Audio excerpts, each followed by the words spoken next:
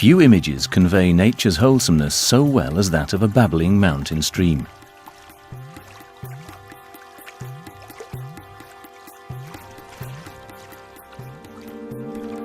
At each stone, the water whirls and draws in air.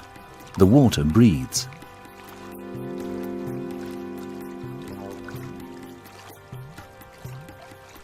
In the spiraling of water, the Austrian natural scientist Viktor Schauberger recognized a basic form of movement in nature. His aim was to imitate the spinning movement in technical devices and thus produce naturally inclined, environmentally friendly energy.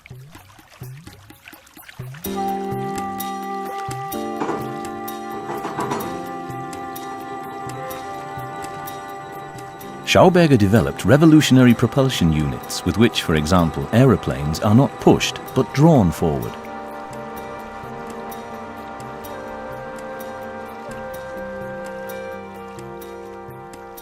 Viktor's son, Walter Schauberger, searched for a mathematical formula to explain his father's findings. He designed a funnel based on the hyperbolic spiral in which the stream of falling water formed a dramatic spiral pattern.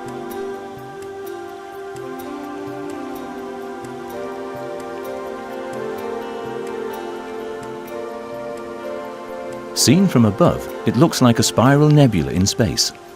Further down in the hyperbolic Schauberger funnel, the pulsating double helix reminds us of the DNA spiral. A coincidence?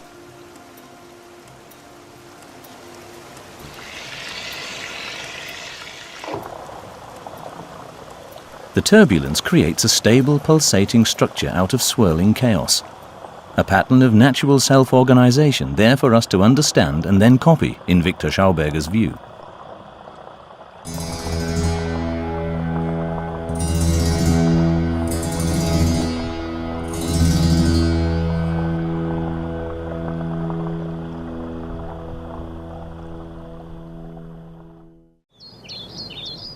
Faithful to the silent forests was the maxim of his ancestors. Viktor Schauberger was born on the 30th of June 1885, son of a forest superintendent. The house where he was born in Holzschlag in the Mühlviertel region of Upper Austria. Viktor attended forestry school and graduated in 1904.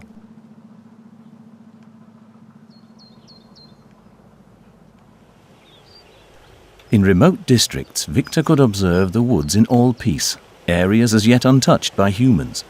His observations over many years in this natural environment crucially shaped his later life's work. From early on, the forester turned his attention to the mountain streams and to the trout in them.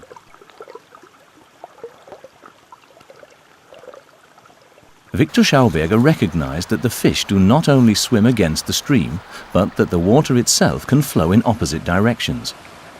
He himself started to go against the tide of current doctrine.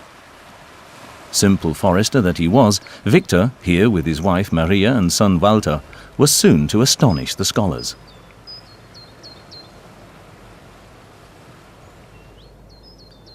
The border between Austria and the Czech Republic runs not far from the house where he was born on the edge of the Böhmerwald Wood.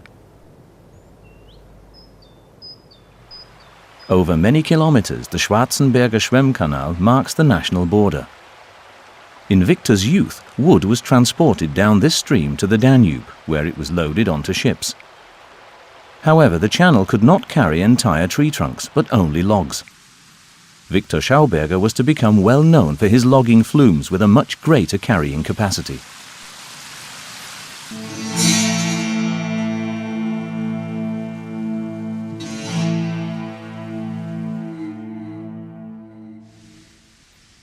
This small pond is what remains of a storage lake. A few years ago it was still full of water, Lake Taschel. And 80 years ago innumerable felled trunks floated in it, especially in the spring. In 1929 a documentary was filmed here.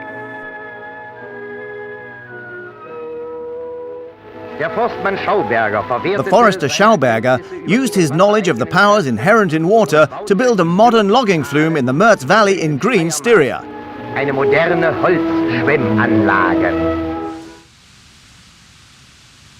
approaching the weir from the valley. Beneath the intake gate, a steep chute accelerates the departing timber.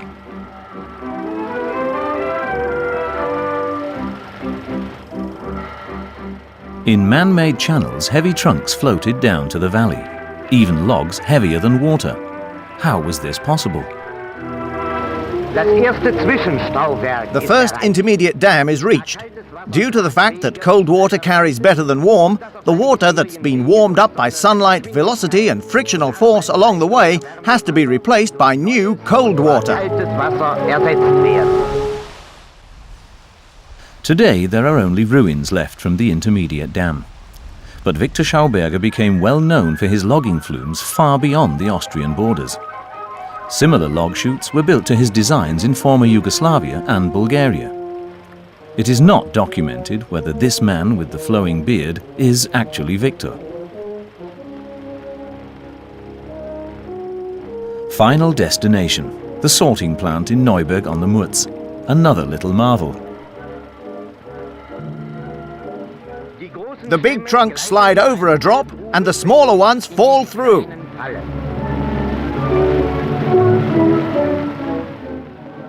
The lumber plant at Neuburg on the Murz is going to be partly rebuilt for demonstration purposes. This is worthwhile because, as a construction for water regulation, it was unique in the world. In the only sound document of Viktor Schauberger's from the year 1955, he explains the most important underlying principle. Mit fließendes Wasser durch eine bestimmte Bewegung rekreiere, erfrische, dann erreiche ich den Anomaliezustand, die höchste Dichte, die größte Schleppkraft. Das Wasser fängt zum Ziehen an und damit habe ich das erreicht, was ich beim Schwimmen haben wollte. But what did Viktor mean by moving in a certain way? His grandson, Jörg Schauberger, offers further details. These logging flumes all meandered down to the valley. There were further structures along the way which swirled the water within the channels. This enabled the water to carry even heavier loads. Many people have tried to build similar structures, but my grandfather's logging flumes were the only ones that really worked. Viktor Schauberger received many patents for aspects of his logging flumes, as well as for natural watercourse regulation devices, and for the guide vanes that divert the water into the middle of the river, preventing damage to the banks. In the Pythagoras-Kepler School in Bad Ischl, Viktor's grandson Jörg and his wife Ingrid have held numerous courses and workshops on the topic, the nature and movement of water.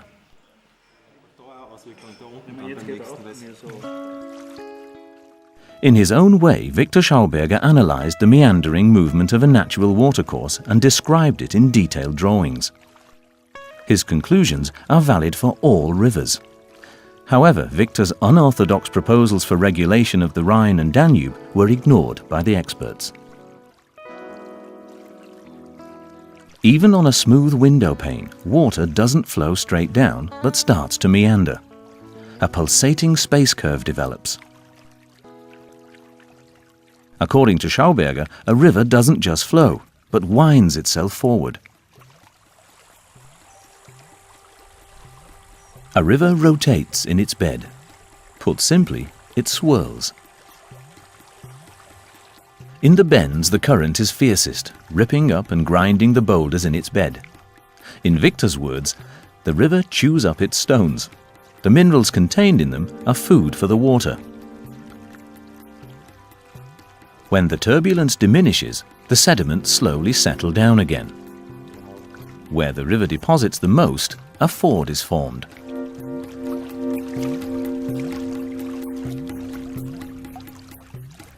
Now the river starts to curve the other way round and accelerates its space curve until the next opposite bend appears. Viktor Schauberger called this alternation between the left and right-hand curves with fords in between a curve or river generator.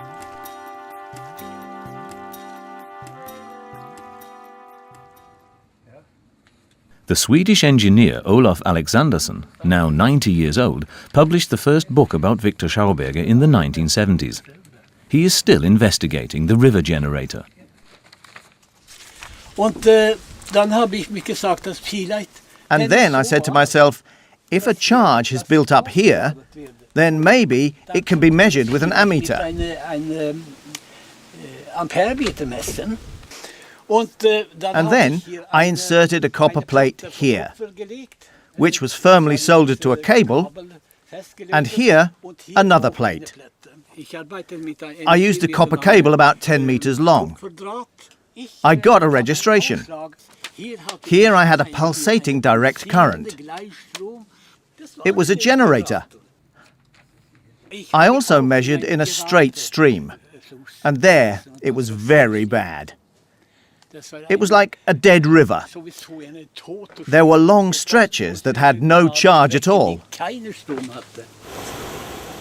According to Schauberger, temperature variations are crucial for the energy processes in a watercourse. Even the slightest differences in temperature cause the different layers in the water to flow faster or slower. The water rubs against itself, bringing about ripples and vortices. A positive consequence is that the river slows itself down. In 1930, the Austrian Academy of Sciences confirmed the receipt of a sealed envelope entitled Turbulence. In it, Schauberger described his theory about the interdependence of water temperature and movement.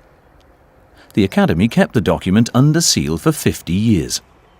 A confession that the time was not yet ripe for unlettered Schauberger and his practical perceptions from nature.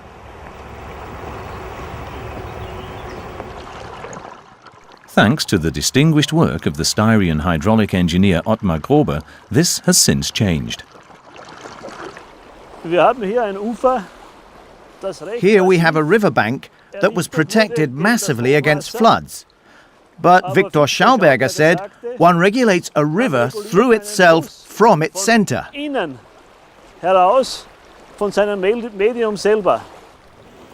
Normally, hydraulic engineers shore up the riverbanks with stones. Grober does it differently and, incidentally, more cost-effectively. He places the boulders in a river, like here in the Salza. The stones are deposited to form a chute. And then Grober had the idea of building an even larger chute in the longest river in Styria, the Mur. The rocks, each weighing a couple of tons, are mechanically placed into the riverbed at low water.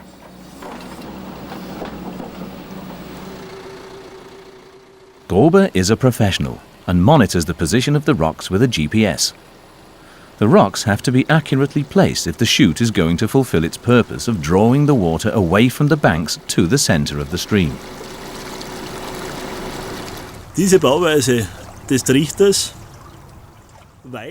This chute was designed and built with unconventional methods, in that it is the first scheme to be built from the inside out, to direct the energy from the banks towards the middle. That means that I don't have to destroy or disturb the banks at all, as all of the work is done in the river itself. Sondern das gesamte Baugeschehen findet im Fluss statt. Building the channel not only stabilizes the banks but also improves the water quality. Grober doesn't see himself as a river manager, but rather as a river liberator. His chute accelerates the water in the middle of the stream. Die Sohle wird dann durch die erhöhte The riverbed is then eroded by the increased flow velocity in the middle, and this again results in uneven depths in the middle of the river. And so the large Hutchen, also called the Danube salmon, which live here, are able to find a habitat that corresponds to the needs of their species. der ihrer Art entspricht. Das heißt, That means different water depths with different flow velocities. Geschwindigkeiten. At normal water levels, the boulders are no longer visible. The funnel-shaped current, though, is recognizable. At low water, the channel becomes clearly visible. Shortly after the construction, Grober had the current measured with a hydrometric vane apparatus. further measurements were taken by Graz University of Technology. The measurement data ended up with Christina Sindelar at the Institute of Hydraulic Engineering and Water Resources Management. She is a mathematician and, as part of her doctoral thesis, is working on the complex flow conditions in Grober's hydraulic constructions. We have completed several trials and noted the changes to the riverbed. Here you can see a cross-section before the construction of the channel. You can see that it's pretty even. After the installation of the channel and after a tremendous flood, the riverbed changed like this. You see here very strong dynamics within the riverbed. In this area, potholes were formed that are very good for the fish, because here they find calm resting places. And what is more, the riverbank stayed sound, so it was safe from the floodwater. The profile of the Mur riverbed after it has been changed by the channel now looks like a natural river profile, as drawn by Viktor Schauberger in the 30s. Christina Sindelar does not just sit at the computer. Here she takes precise measurements at another of Ottmar Grober's river construction sites. In the Stubmingbach brook, he built a kind of stairway, a pendulum channel, a new building method for managing a steep gradient in which the sections of the riverbed restore its original swinging movement to the water. Bei Hochwasser kommt es zu Eindrehungen. With floods, it swirls inwards, and instead of the swinging movement, it develops a flowing plume, a plait of water. That means that I have a convex flow pattern, contrary to the conventional chutes where you have a concave flow profile that attacks the banks on its edges. This is going to be tested now at the Hydraulic Engineering Laboratory of Graz University of Technology with a 1:10 scale model. It is 3 meters wide and 18 meters long. After it is built, there will be a series of tests, for example flood simulation. For the first time, Schauberger's methods for the regulation of flowing water are going to be subjected to sophisticated tests at the renowned Institute of Hydraulic Engineering. The head of the institute is Professor Gerald Zenz. We would like to find out more about nature, especially nowadays, when we attach particular importance to the natural environment, to natural water runoff, and we have a specific scientific interest in considering energy flow. And so we are completely in tune with Schauberger when we say we want to find out how nature works. We want to study and learn about different volumes of water, its effect on the stability of the riverbed. Can we let different quantities of water generate energy in a controlled way? As engineers, it's our job to make things safe, so that even with floods there is no danger. The river and its banks are not damaged, and the population is safe.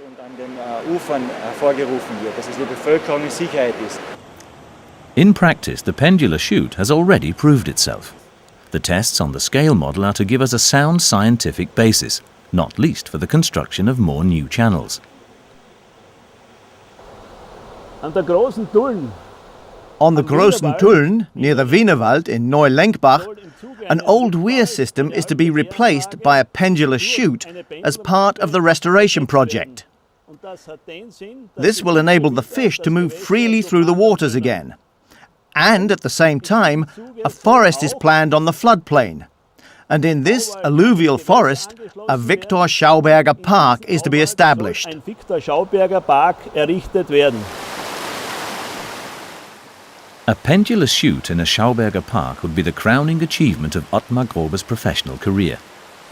Here he analyzes the electromagnetic frequencies in the water of the pendulous chute with a new measuring instrument. Different aspects of his hydraulic engineering measurements have already been the subject of theses at the Graz and Braunschweig University of Technology. The time finally appears to be ripe for a Schauberger-style river regulation system.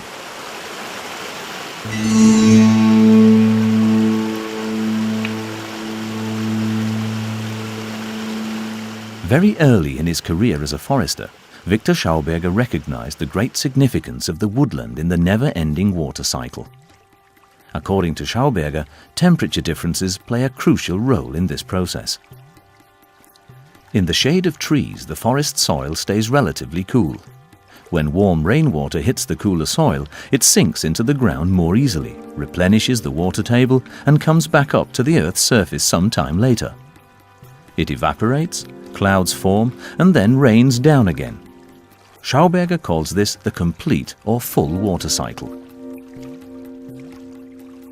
But the full cycle is increasingly disrupted, for example by forest clearance. Without the tree covering, the ground is now warmer than the rain falling onto it. The rainwater does not penetrate into the ground, but flows along the surface into brooks and rivers, causing floods. On the other hand, the water table sinks. In summer, this surface water often evaporates from there, causing clouds to form and so leading to more rainfall. One flood leads to the next. Schauberger calls this the half-water cycle.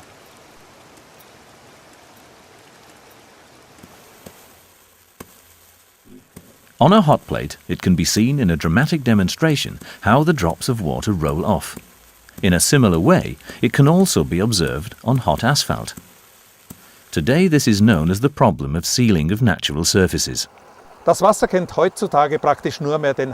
Today, basically, water goes through only half of the water cycle.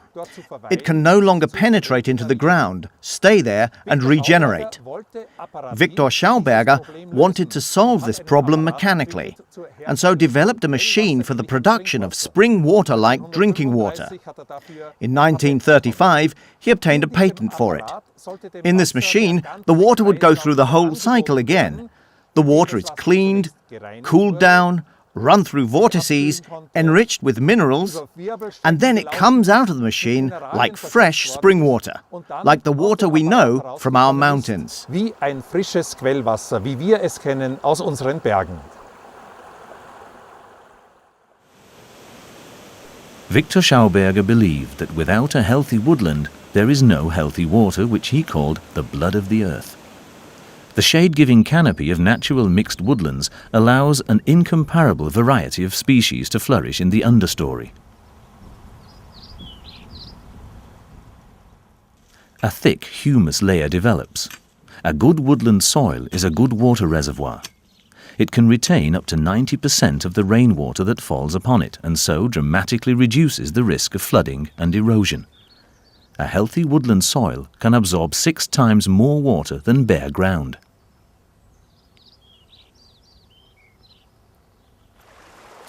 The cooling shade of the trees is just as important for a river. If humans do not interfere, the shade providers grow by themselves on the riverbanks. Viktor Schauberger was probably one of the first people to talk of the dying forests. As early as the 1920s, he warned about radical deforestation and the replanting of trees in plantation monoculture. It is a tragic consequence of Viktor's life's work that his ingenious water channels led to the massive deforestation that took place in Austria and elsewhere. If one cuts a swathe into the wood, then the trees which were previously in the middle of the wood immediately become border trees. They are suddenly exposed to direct sunlight and their bark gets scorched. These border trees are badly damaged. This was a problem that Viktor Schauberger also described. Is it a coincidence that the soil is dry at the edge of this wood?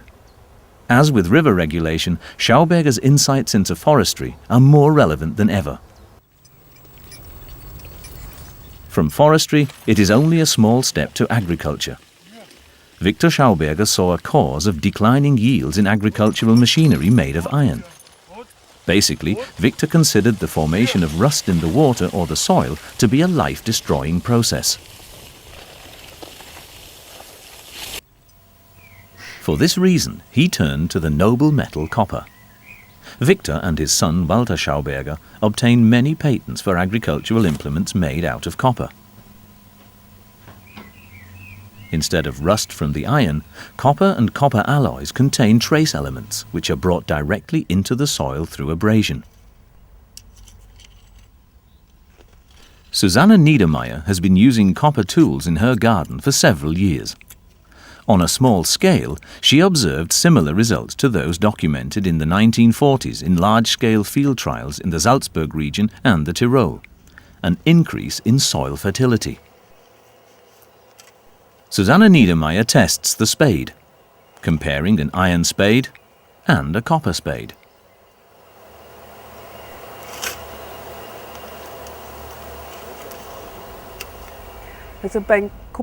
Well, with the copper spade, I have to say, it just goes into the ground more easily. With copper tools, it seems that the trace elements also get into the soil. It seems to me that the soil in the whole garden has become homogeneous, so we don't have so much trouble with snail damage. It simply makes the work a lot easier. I recommend it. Viktor Schauberger developed a special plough for loosening the soil which turned the soil inwards centripetally rather than outwards centrifugally. Unfortunately, there is only one model of the spiral plough, also known as the bio-plough. Klaus Rauber of the Association for Implosion Research in the Schwarzwald explains how it works. With his bio-plough, Viktor Schauberger copied the way of a mole, faithful to his principle, comprehend and copy nature. This plough works like a mole, which moves the soil centripetally and so moves through it with hardly any resistance. Electron microscope photographs have recently shown that shark skin has a similar structure, enabling the shark to plough its way through the water with hardly any frictional resistance. Viktor Schauberger certainly had not seen such pictures in his time. This plough turns the soil twice, first by turning it at this edge and then turning it back again so that the layering of the earth remains intact. The merits or demerits of ploughing in agriculture is ever more frequently debated. Viktor Schauberger's backwards turning plough could be the way to leave microorganisms in the soil layer where they belong.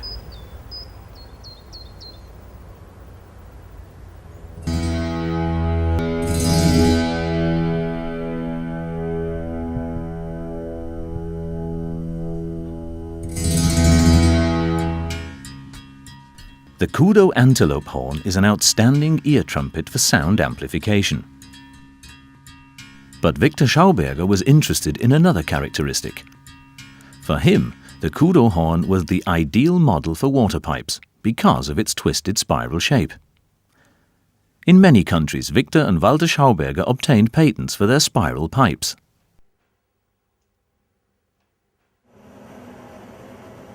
Such pipes are not easy to make.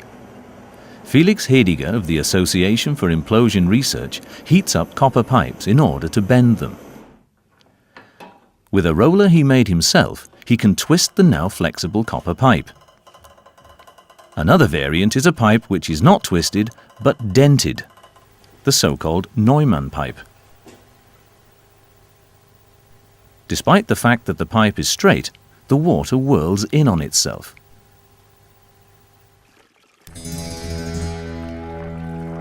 The water flows in a spiral space curve, in Viktor Schauberger's view, the ideal water flow pattern.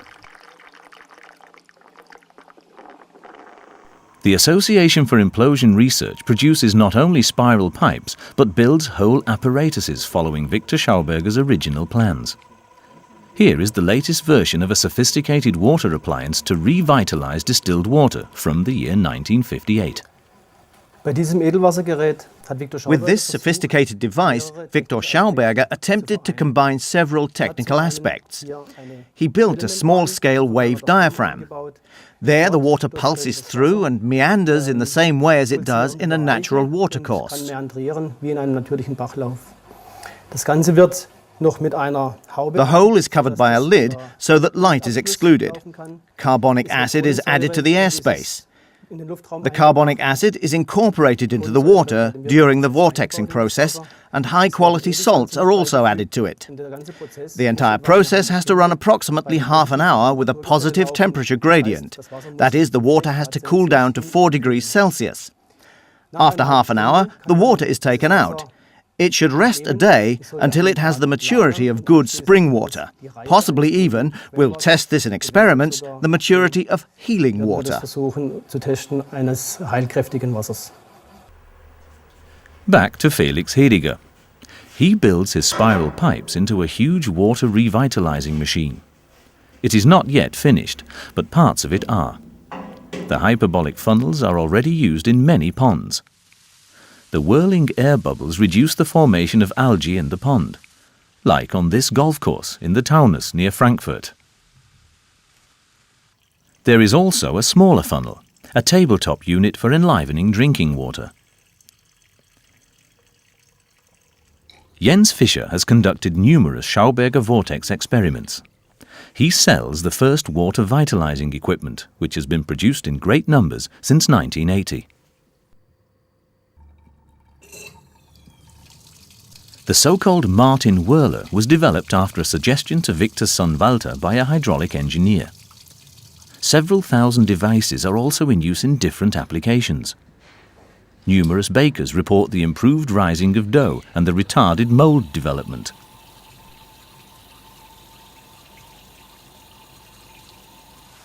The whirler has also been used in hydrotherapy for many years. According to medical opinion, the whirled water can relieve tensions in the neck and shoulder areas, as well as ease rheumatic pain. The patients are treated with water that has itself been treated. The water treatment appliances that Viktor Schauberger built himself in the 30s were likewise used successfully for therapeutic purposes. Unfortunately, none of the devices from his water laboratory have survived. At the Schauberger Congress in Hö in Sweden, with participants from 15 nations, Klaus Rauber and Jörg Schauberger demonstrated the functionality of Viktor Schauberger's original suction coil. A kind of pump that sucks the water rather than pushing it. The water is carried smoothly as its flow is not interrupted by paddles. The Swedish hosts have specialized in vortex appliances. They make use of the reciprocal pressure and suction effects within the vortex for different applications. But then, Murphy's Law comes into effect.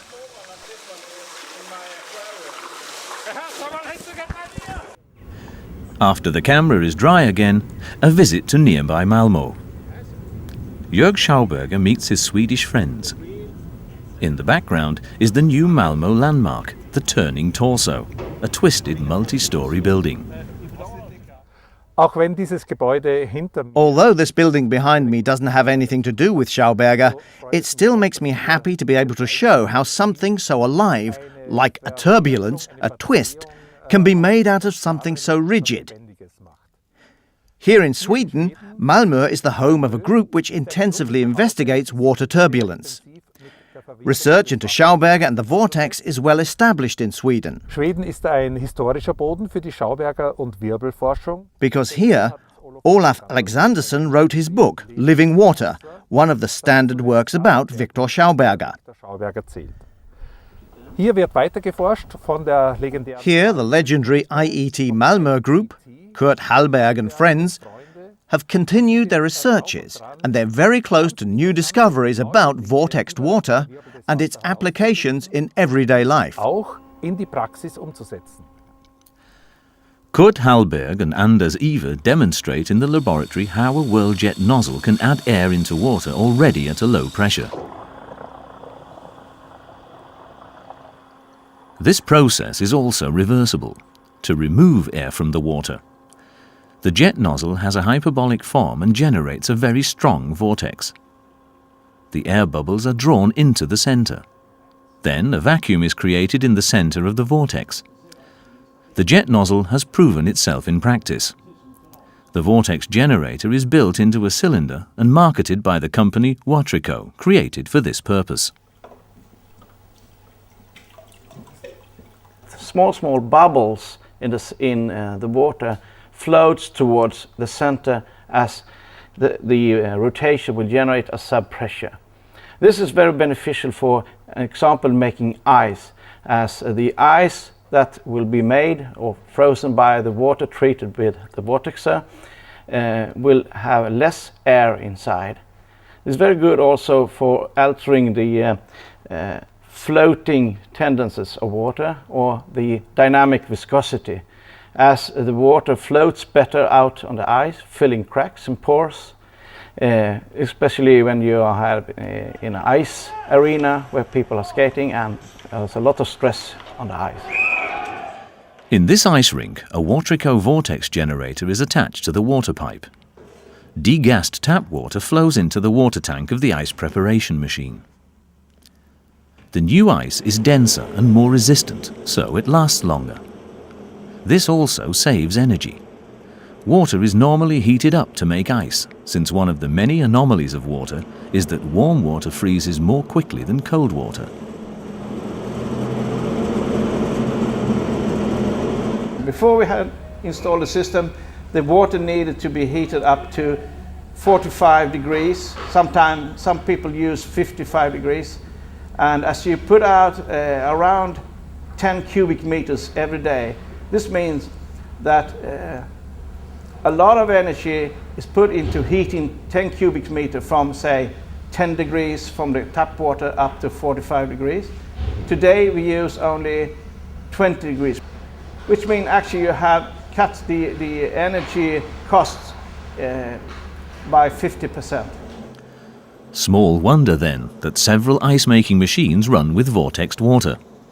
The real ice technique of Watrico has been installed so far in 25 ice rinks, 20 of them in Sweden. Back at the Schauberger Congress in Höör, the American Dan Rees presents his vortex machine. It consists of a series of linked cylinders and purifies the water without any chemicals whatsoever. I read Living Waters. This is how I got into this. I read a book called Living Waters by Olaf Alexandersson, and Viktor Schauberger was the main person in this book, and he wanted clean water for everybody.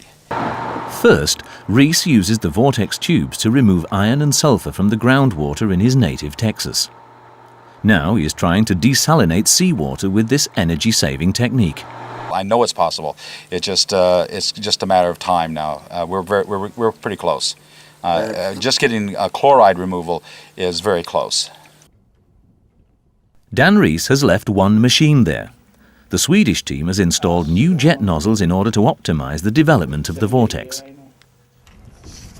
In Malmö Yacht Harbour, Kurt Hallberg pumps seawater into a large can. In the laboratory, the water runs through the vortex tubes. With the initial trials, they achieved a significant reduction in the salt content and also the pH value.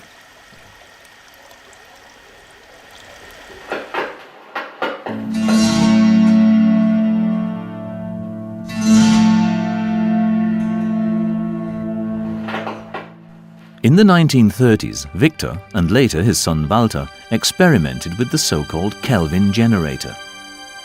When falling through copper spirals, thin strands of water produce high electrical voltages. Tiny water droplets suddenly change their direction of fall, contrary to the laws of gravity, and move back upwards. This levitation is a phenomenon that had already been investigated in the 19th century by the Nobel Physics laureate Philip Leonard at waterfalls in the Alps. The tiniest water droplets carry an electrostatic charge. They form a very fine spray that can easily be seen and inhaled. Waterfalls have a positive effect on human health, particularly easing asthmatic complaints.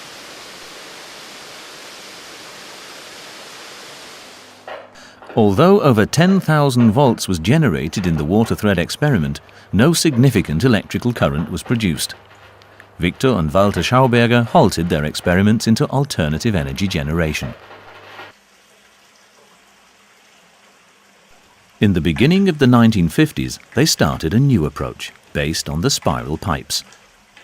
They had already used these as the optimum curved shape for their water channels. In 1952, Viktor Schauberger's patented spiral pipes were tested at the Stuttgart University of Technology, the legendary Purple experiment.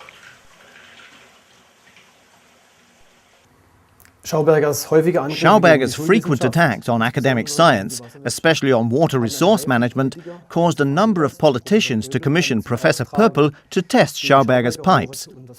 The aim was to confirm or disprove Schauberger's ideas once and for all. For these measurements, Schauberger provided Franz Purple with some pipes. Amongst others, there was a straight copper pipe, as well as a double-coiled spiral pipe. The aim of these measurements was to test and compare the vortex flow processes within the pipe, in order to determine whether or not this shape of pipe enables the water to pass through with reduced friction. With these measurements, the relationship between friction and the flow velocity within the pipe was determined. There were clear differences between the straight and the spiral pipe. With the spiral pipe in particular, a sort of critical resonance point was discovered, at which the water flowed through the pipe without any apparent resistance. However, some interpolations were made which, at a closer look, would not stand up to scientific investigation. In his preliminary investigations, Professor Purple didn't take enough measurements, especially around those fascinating resonance points. For this reason, the Association for Implosion Research decided to set up the experiments again and repeat the tests. At the time, however, Viktor Schauberger was encouraged by the Purple report to make the spiral pipes the core of his own energy machines, for example in his home power station from 1955. This allows energy to be produced from water and air. For Viktor Schauberger, conventional explosion technology was the technology of death. With his home power plant, he hoped to stimulate atomic conversion processes through implosion, fulfilling the dream of a non-polluting energy converter that is economical with natural resources. Water jets of enormous force develop in the spiral pipes.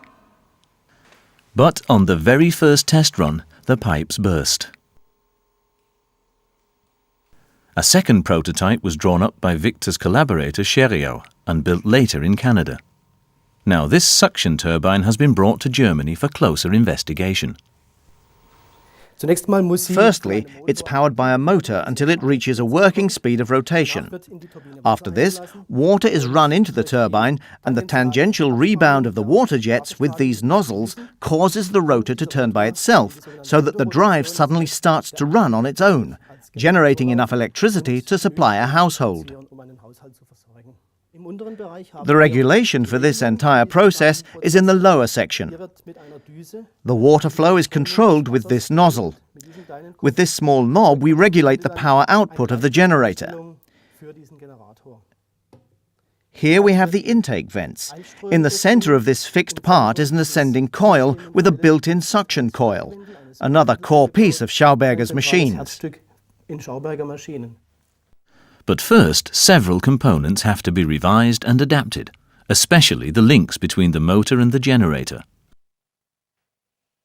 Only then can the turbine be accelerated gradually up to 3,000 revolutions per minute. July 2007. At a convention of the Association for Implosion Research, Jörg Schauberger and Klaus Rauber unwrap a long-lost piece of equipment. It is the last repulsin that Viktor Schauberger ever built. In 1958, it was lost in America. The repulsin was constructed at the time of the miracle weapons of the Third Reich and became a legend after the war. One specimen allegedly took off from the workbench and shattered on the ceiling. From this story, the mythology grew that Viktor Schauberger had built the first flying saucer. But what really was the repulsin? According to a technical drawing of the prototype from 1940, the repulsin could, among other things, silently power an aeroplane without the need for fuel. A look into the interior of the first repulsin. a replica that was found in the cellar of the Pythagoras-Kepler school in Bad Ischl. In the turbine there are two wavy plates, one on top of the other. Air was drawn in through the gill slits between the two plates. Here, Viktor Schauberger wanted to mimic the energy processes that are generated in the curves of a riverbed. And then the air is sucked in here through the slots and brought into the diaphragm inside, so that the air flows around here in a circle. Now we just remove the ring so that we can see it a little more easily. Here the air escapes between the discs and is rotated with these earlobe-shaped guide vanes. Schauberger's central approach here was the principle of matter transformation. The elements of the air, particulate matter and gases are converted in this repulsator, which is what we call the core of this repulsin. With this transformation, the different elements group together and are separated out. One part escapes through the ring rotator. And the radiation energy, Schauberger talks about synthesis electricity, is emitted through the central axis. That's why he also planned to incorporate this machine in aeroplanes as an alternative to the propeller for propulsion. Basically, the repulsin creates a biological vacuum along the axis in front of it, into which the aeroplane is sucked. Like the trout that's basically sucked through a vortex. A revolutionary propulsion concept. The question of what happened to Viktor Schauberger's last repulsin becomes even more interesting. In June 2002, the American Richard Feierabend appeared unexpectedly at a seminar in Bad Ischl. He showed pictures of the repulsin which he had rediscovered in Texas. Feierabend was a US Marine pilot. Colleagues had told him the mythology surrounding Viktor Schauberger's flying discs. One of the speakers at the same seminar was the Englishman Callum Coates. He and Feierabend got to know one another as Coates had written the first English-language book about Viktor Schauberger.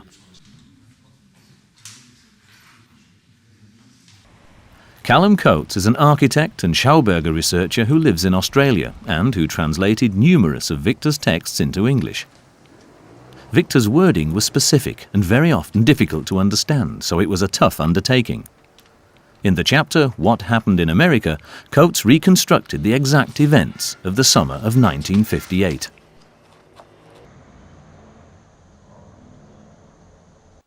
In the Schauberger archive in Bad Ischl, Ingrid Schauberger presents Viktor's correspondence from that time. These are the last original documents from Viktor Schauberger's life.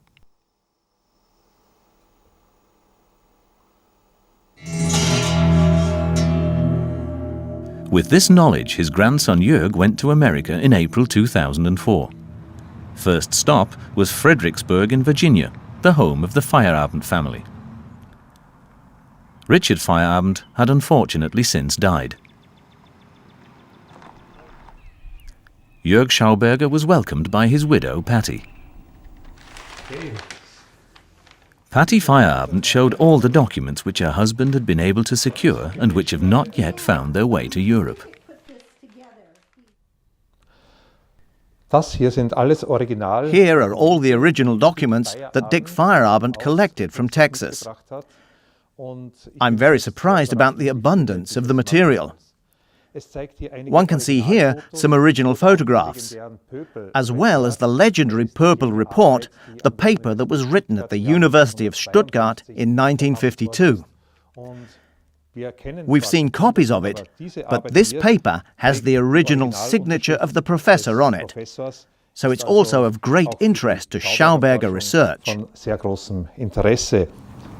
Tell your mom hello. Ingrid, hello. Children, hello. It was already late when Jörg Schauberger said goodbye to Patty Feierabend, but he had not yet seen the repulsin. The journey continued the next day, to Austin, the state capital of Texas. Jörg Schauberger visited an institute that specializes in future technologies. The research ranges from cold fusion to so-called zero-point energy. Its client list includes the American Space Agency, NASA.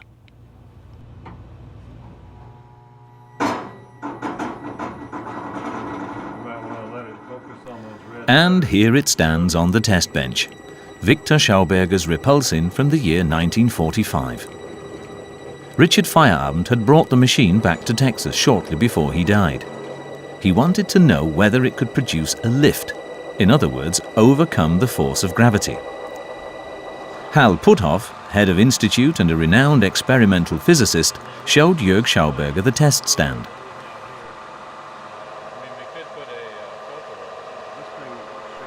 Puthoff's colleague, Scott Little, used a stroboscope lamp to test whether the material would be deformed with a rising speed of revolution. At 2,000 revolutions per minute, the tests were aborted.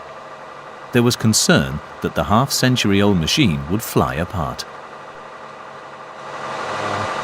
I must say, one of the things I was impressed with was the quality of the construction, considering it was from the 40s. And for example, when we put it on its bearings and spun it around, it spun very freely, as good as any modern bearings, actually. And so I could see that its function was to generate some kind of vortex airflow. And so what we wanted to do is look to see if when it was spun at high speeds, whether it would generate any lift. And what was the result of your test? Unfortunately, we didn't see any lift. Now, there are two aspects of this that we wondered about after the fact, and that is we only had pictures of the device before we received it, and there were at least two parts of the device that were not provided us. One of the parts we had pictures of, photos of, and so we were able to fabricate that part of the device to add to what was sent to us. And then there was another smaller cap that we had no information on its structure. It wouldn't look like it would play a major role, but we can't be sure. So when we didn't see a good effect, we didn't know if perhaps we were still missing a significant part. Like this, and with tools. For the first time, Jörg Schauberger saw the interior of his grandfather's last repulsin. What is his conclusion? Also das, was man von den Schauberger fliegenden Untertassen. Well, what we had hoped for from Schauberger's flying saucers did not happen, unfortunately. But it has to be said that not all the parts were there. Viktor Schauberger had said that the catalysts in particular were essential for his machine to move in a way that corresponds to nature, and these were missing. We should have been able to obtain energy without wasting resources, with machines that run on only water and air. We'll see what comes out of this. So, it will be back to the drawing board for a while before we can publish new findings. Mit neuen Erkenntnissen an die Öffentlichkeit treten kann. Jörg Schauberger has a different aim at the moment. He is following his father and grandfather's footsteps to the Texas-Oklahoma border, to the Red River of Western movies.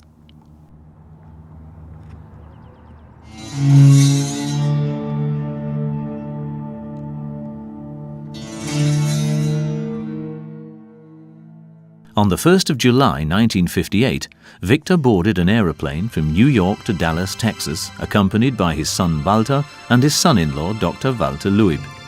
Some American business people had invited them to stay, especially the German-born American Karl Gersheimer. He saw that there was no future in explosion technology. He had heard of Viktor's concepts of virtually free energy production. He wanted to develop and market these ideas in the land of opportunity. With the backing of a wealthy US financier, the project could start in Texas.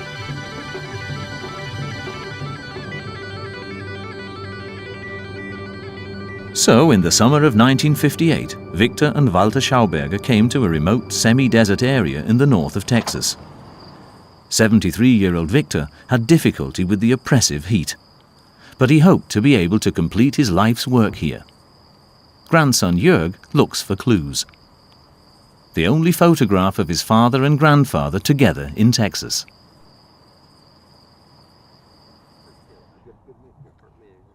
Jörg goes on to Denison, the birthplace of the former US President Dwight D. Eisenhower. This is a postcard of the house President Eisenhower was born in. It shows the house as it looked in 1958, when my father wrote this card to us back home. It was July 1958, where he wrote, "We're doing really well. We're in high spirits." So that was the beginning of the expedition to the USA, my grandfather's and father's American adventure. Jörg drives into the small town nearby, Sherman. Karl Gersheimer had a business associate here, Harold Totten. He owned a foundry that produced tubes and drill pipes for oil and gas production. The firm is still owned by the Totten family and is still called the Washington Iron Works.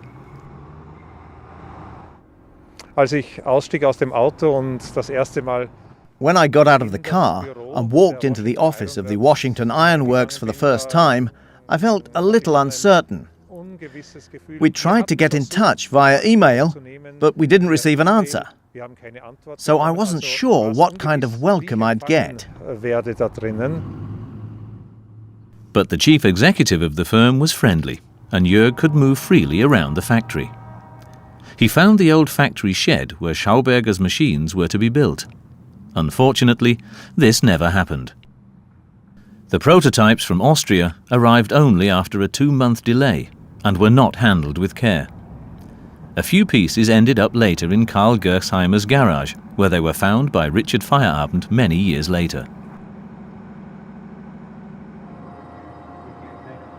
Wally Totten, the current boss of Washington Iron Works, showed Jörg his manufacturing plant, where they make precision parts out of aluminium.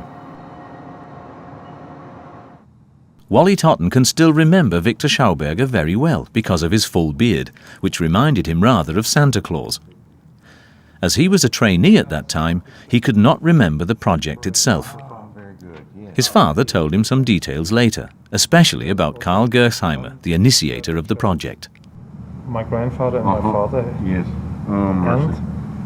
My father was very bitter about the way Karl handled, particularly the relationship, because he really felt that Karl was the one that caused the project not to work. And nobody really knows why, but my father was very, very convinced that Karl was a very negative influence on that whole situation. And as I say, Karl also seemed to spread some distrust amongst the other people. Jörg Schauberger is not surprised because he knows that the Texas project ended in a fiasco. After a few weeks, communication problems and misunderstandings led to the breakdown of mutual trust.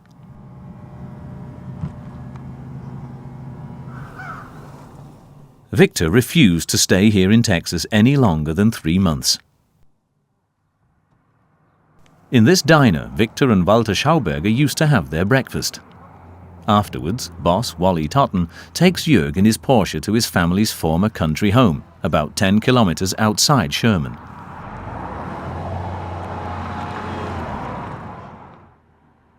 This is where the Austrian inventors stayed. The Totten family sold the property some 20 years ago. Today, it is pretty run down. Wally Totten was sorry about that because in 1958, it looked quite different. At that time, my father kept it very much like a golf course. It was a wooden rail fence around the property. It was kept mowed and trimmed, and we had horses and cows and that sort of thing. It was a working farm, but very neat, unlike the way you see it now. It breaks my heart to see it this way. I'm glad my father can't see it. Here, Viktor and Walter Schauberger spent most of their time during their stay in Texas. They wrote letters and essays and drew project sketches, but the Americans seemed suddenly to have lost interest in them. In In the first days and weeks, they were still very optimistic and full of confidence that the project would provide the breakthrough and that they would be successful here in the USA. As the weeks went by, and with nothing to do out here, the letters got more and more pessimistic, until a point was reached where it couldn't go on anymore.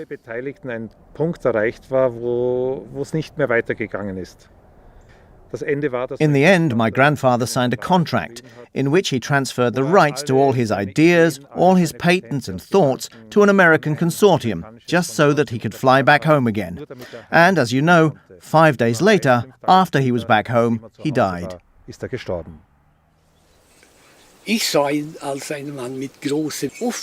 I saw him as a man of great insight. In the 30s or even later, if people had listened to Viktor Schauberger, we would have been spared all the disasters we have today and which we're expecting to have. It cannot be different. Nobody could see the problems of life so comprehensively as he did. We cannot live without a living nature. That is quite clear.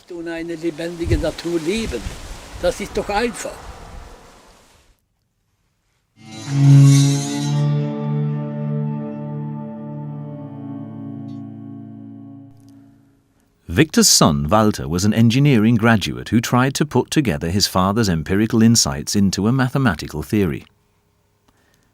He studied the monochord, a stringed instrument that Pythagoras played to make audible the harmony of the universe.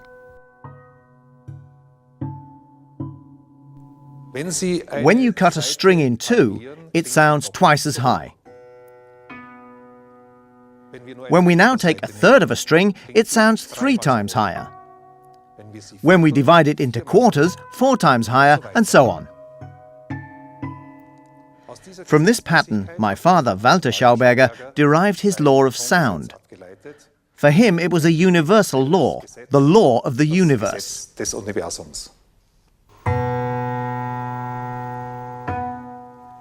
If one depicts this law graphically, one gets a hyperbola, a curve that comes out of infinity and goes back into infinity. If we rotate the hyperbola around the y-axis, we get a hyperbolic cone. Walter Schauberger called it the tone tower. If we turn that cone upside down, we have a funnel, a hyperbolic funnel. We already know this funnel with its spiraling water vortex inside. In 1986, the funnel was produced. In August of the same year, Walter Schauberger conducted the first test runs with it.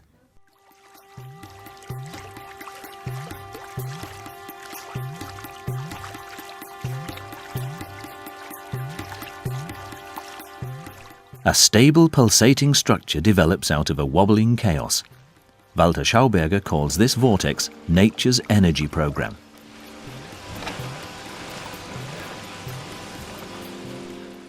It is controlled by frequency, this double helix, and instead of frequency, we say the number of revolutions. And then it's white at the bottom. Innumerable gas bubbles spiral around the plate in the center, a characteristic energy vortex pattern. In a natural river course, longitudinal vortexes form up like this. Walter's father Viktor declared that this spiraling motion also appears in the three-dimensional helix around a hyperbolic cone. When it is cut along the diagonal, one obtains an oval section plane, which corresponds to a natural egg shape. As far back as 1609, the astronomer Johannes Kepler suspected that the planets moved in oval courses, but he described them as ellipses, because elliptical equations were already known back then. Thus, the hyperbolic cone, the tone tower, is a link between the harmony of Pythagoras and the astronomy of Kepler. Walter Schauberger summarized his mathematical theory under the term Pythagoras-Kepler system, known as PKS. For Walter, here in movie shots from the year 1972, the egg shape was the ideal form for technical equipment in which mixtures, solutions or emulsions can be produced. An egg-shaped reactor would offer new possibilities for energy generation. but a lack of money put an end to the trials. Walter Schauberger received many patents for spiraling treatment systems for fluid and gaseous media. One such machine was used at the Hamburg Waterworks in 1967.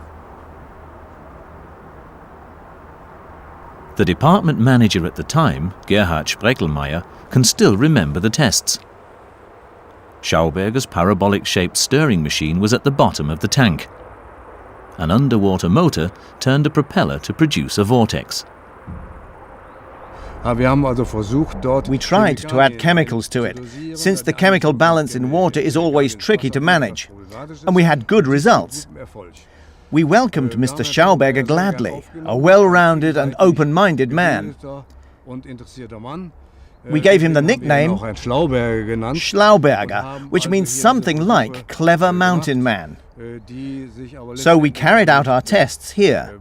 But we didn't need them in the end, because we found other ways to adjust the chemical balance. Despite the success with the reduction of the chemical input, the Hamburg project ended ingloriously. The parabolic-shaped bowl was put to a different use, a 2-meter-wide plant pot. Walter Schauberger was not only a bioengineer, but also an early environmental activist. In 1949, he founded one of the first environmental protection organizations in Austria, the Green Front. Reforestation was a priority. Schauberger maintained close contacts with the Men of the Trees in England and with the German Woodland Protection Association, here at a meeting with the German President Theodor Heuss. In 1970, Walter Schauberger founded the Pythagoras-Kepler School PKS in Bad Ischl. The seminars and lectures aimed to promote natural technologies. The engineer and journalist Gottfried Hilscher was often a guest at PKS and was the first German author to describe Walter Schauberger's approach to energy generation. If a tornado was a machine, then it would not work. Because our textbooks tell us that we can't obtain propulsion energy from environmental heat. A tornado, however, obviously does exactly that. Nature's method of movement and energy generation is implosion, not explosion. That means suction instead of pressure. Movement directed inwards, not outwards. Walter's wife, Ingeborg Schauberger, now an old lady, can still remember his brave words. Don't parrot what is explained in books in such detail, but think in the opposite direction instead. As the father had told his son, Walter, when it is about technology, you just have to think 180 degrees differently. Then it turns out right. In 1996, 2 years after Walter Schauberger's death, the seminars resumed. Among the first contributors and supporters were Kurt Lorek, Norbert Harthuhn and Uwe Fischer, Maximilian Mack, Konrad Richli and Wilhelm Martin. Ingrid and Jörg Schauberger have run the PKS seminars since the year 2000. In 2006, the English hydrodynamics researcher John Wilkes was a guest lecturer. He developed flow forms in which the water pulsates rhythmically over bowl-shaped cascades. They serve to enliven the water and are also artistic landscape architecture. Today, one such flow form is installed in front of the PKS villa in Bad Ischl. The form of the biotope is appropriate for a Schauberger institution, egg-shaped. The vision of the trout turbine. The concepts and applications of natural eco-technology are very wide-ranging and not yet fully explored. Jörg Schauberger's view. Viktor and Walter Schauberger's insights should be seen as an invitation to be inspired. So the point isn't to stick to the literal meaning, but develop one's own ideas and thoughts for a future with and not against nature. Maybe we can add a third C to my grandfather's C&C motto: comprehend, copy and cooperate with nature. Ottmar Grober in Styria has been cooperating with nature for a long time by building his river constructions which protect the riverbanks and vitalize the water at the same time. After he retires, Grober plans to develop a water power turbine. It is to be a bioturbine according to Viktor Schauberger's principles, which achieves a greater energy output without damaging the water, and which lets the fish carry on swimming upstream. In Sweden, the Malmö Schauberger group vitalizes numerous public and private ponds with its vortex systems, with visible success.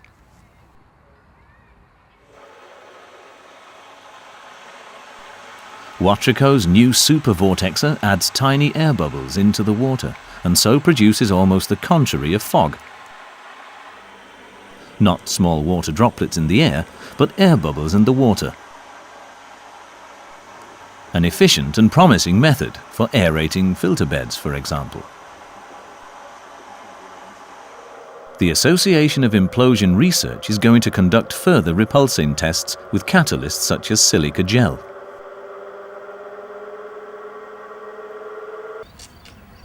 Where this fisherman is standing, Felix Hediger's water vitalizing machine Belebula is making its maiden voyage. The pond, contaminated with algae, can take a deep breath now, after human intervention. For this water vitalizing machine, we need 4 pumps in all. We have developed our own pump. These pumps are designed to transport water in a correct, natural way. They don't smash up the water as conventional centrifugal pumps do. One can see that the rotor is screw-shaped and formed into a spiral. That is typical of the Schauberger way. To this extent, this pump is also inspired by Schauberger and Schauberger technology. The solar-powered pumps bring up cold water from a depth of 3 meters. First, it comes into vortex eggs, which have had minerals inserted. The water then rises further upwards in spiral pipes, and then either falls through a hyperbolic funnel or falls back on itself as a jet of water. But what would Viktor Schauberger have said of this water vitalizing machine? We don't know. But let the Austrian universal philosopher have the last word in this film. Wer 100 Jahre vorauslebt, der versteht die Gegenwart nicht und den versteht auch die Gegenwart nicht. Man spricht, man sieht die Dinge ganz anders. Man spricht eine Sprache, die den heutigen Wissenschaftlern fremd ist. Und nun stellt sich im Laufe der Jahre in etwa so ausgereift, dass wir nun vor einer Alternative stehen, die wirtschaftlich, politisch, sozial und so weiter ungeheure Ausmaße annimmt. Ich behaupte sogar, dass das neue Entwicklungszeitalter auslöst.